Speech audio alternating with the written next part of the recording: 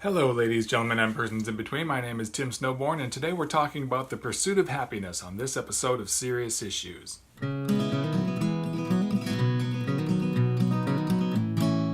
Yes, I do expect you to take me seriously when I'm wearing my Winnie the Pooh shirt. Anyway, I was reading this article in National Geographic about the search for happiness.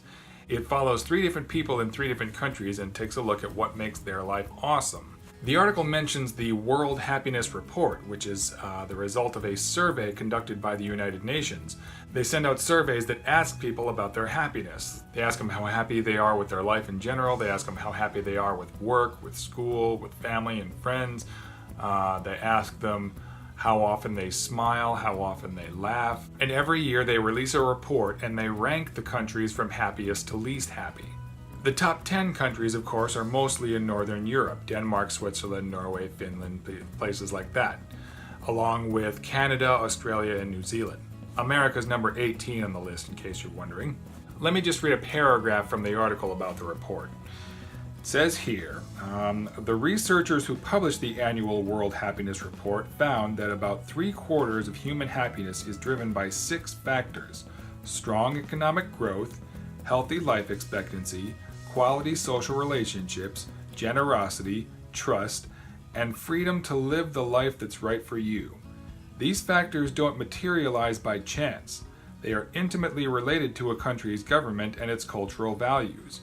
In other words, the happiest places incubate happiness for their people.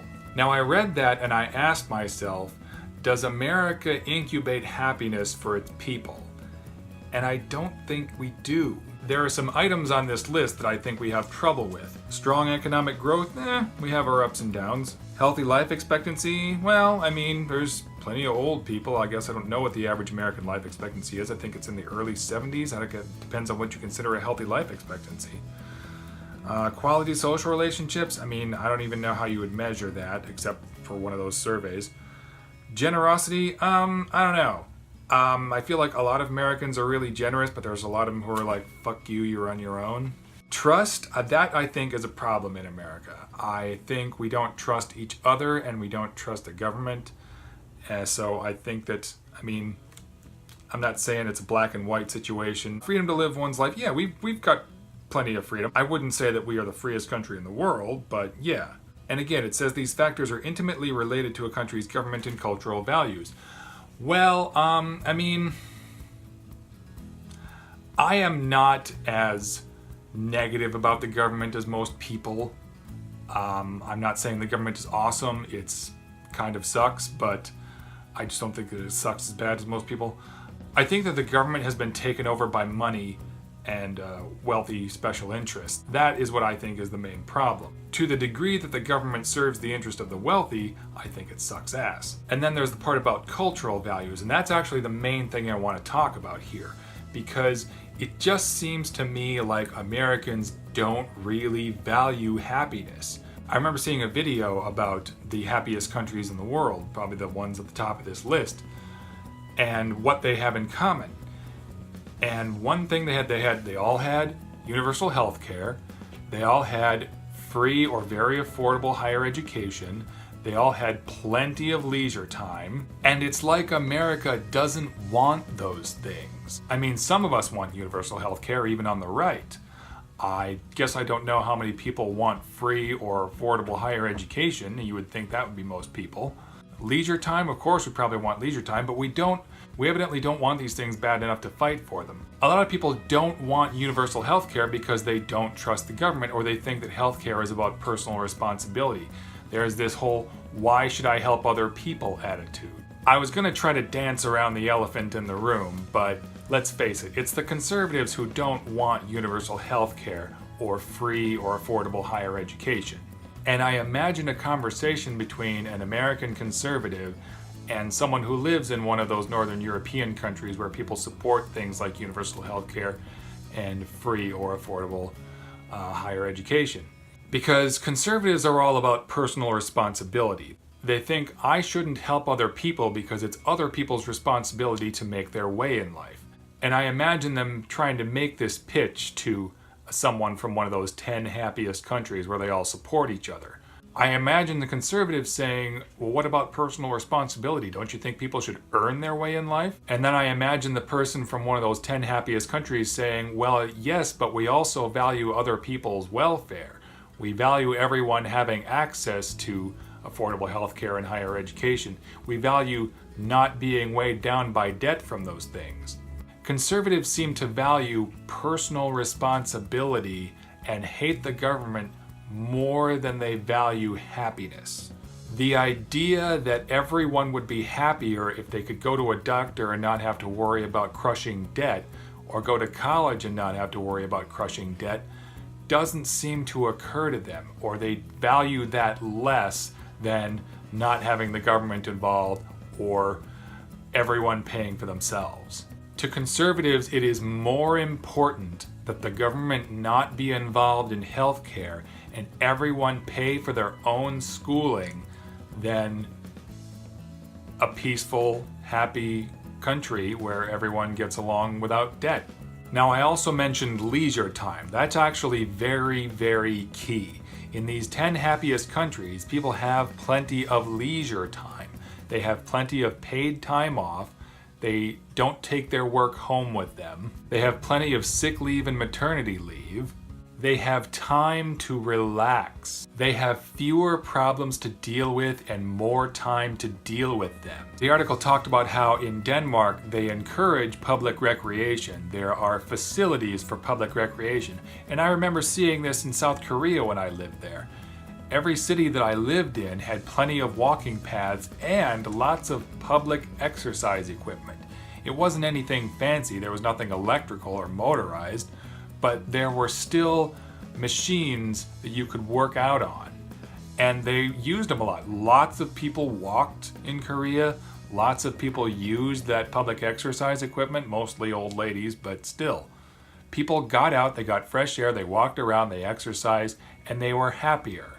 I feel like leisure time is very insufficient in America, and leisure isn't really encouraged in America the way it is in some other countries. A lot of these countries have a leisurely hour-long lunch in the middle of the day instead of 30 minutes to throw some food down your face and get back to work. And again, as I said in one of my gun control videos, I think the reason for this has a lot to do with unions. Unions used to give us those things. Unions used to make sure that we all had health care. They used to make sure that we didn't work long hours. They made sure we had adequate pay. They made sure we had sick leave. They made sure we had maternity leave. But some people don't want unions. Some people think unions are bad. Some people don't want the benefits that unions used to give us. Or they value other things more than unions. Maybe you're a conservative and you vote Republican and you want universal health care or free higher education. You probably don't want that. You don't want anything for free, God forbid. You probably want more leisure time, better pay, maybe fewer hours. But there are other things that you value more than that. I don't know, guns, Bibles, and babies. Maybe that's it. I find it hard to believe that you think tax cuts really make the economy stronger. There's evidently something you value more than health care, a good education, and plenty of downtime. Because if you really value those things, you wouldn't vote for the party that will never, ever give those things to you. There are obviously higher priorities than those.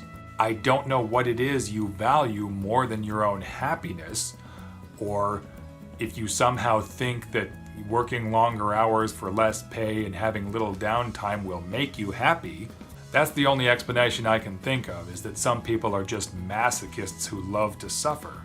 Some people just think that healthcare should be expensive. Some people love crushing student loans. Some people thrive on barely making ends meet, working 12 hours a day. And of course, there's people out there who don't think that universal health care works, but they seem to think that it's a purely hypothetical idea. They don't seem to realize that there's lots of other countries where it works quite well.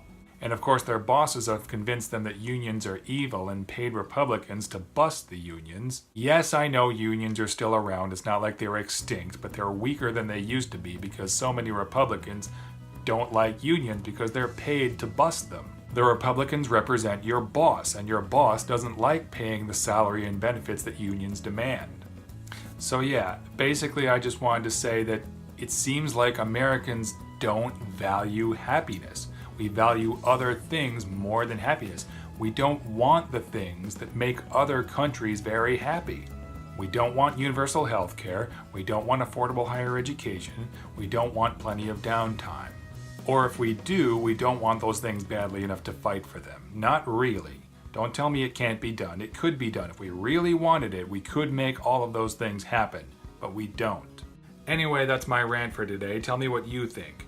Do Americans value happiness? Do you value happiness? What do you think Americans value more than the things that seem to make other countries happy? I look forward to reading your thoughts in the comments below. Thank you very much for joining me for this conversation. If this is your first time on my channel, welcome. It's great to have you here. I hope that you will subscribe and join me for future conversations and check out my previous videos for more. If you're a current subscriber, welcome back. It's great to have you here. I very much appreciate your continued support. Thank you very much. Take care, everyone. See you next time.